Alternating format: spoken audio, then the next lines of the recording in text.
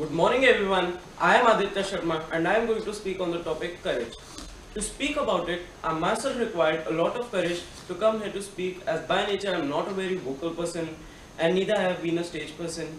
I am sure all of you can relate to it, as everyone has required courage at some point of time in their lives to overcome some fear. I am sure you will agree to a quote by Winston Churchill where he said, "Success is not final, failure is not fatal, it is the courage to continue that counts." If you ask me, courage is not all about facing hardships and achieving success in life. On the other hand, it is about facing failures. One who falls and gets up is much stronger than the one who has never fallen. Courage is to overcome your fears and get rid of the flaws in you. Just think about it. Is it easy? No. And moreover, it requires multiple layers of introspection and analyzing the flaws in you. And above all this, Herculean effort will be required to overcome and change it. It is not everyone's cup of tea. More than the physical courage, it is the mental courage that drives the change. A great amount of perseverance will be required. According to the dictionary, courage means bravery or strength to face pain. But where is it available? A clinched answer is, it is right there within you. But it is always dormant. You have to awaken it. But how? Does it come in handy when we require it? I feel that if the situation also demands, some amount of courage is triggered by itself.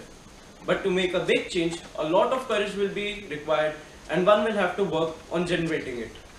At my stage, each child faces various challenges every day, and believe me, it's not easy.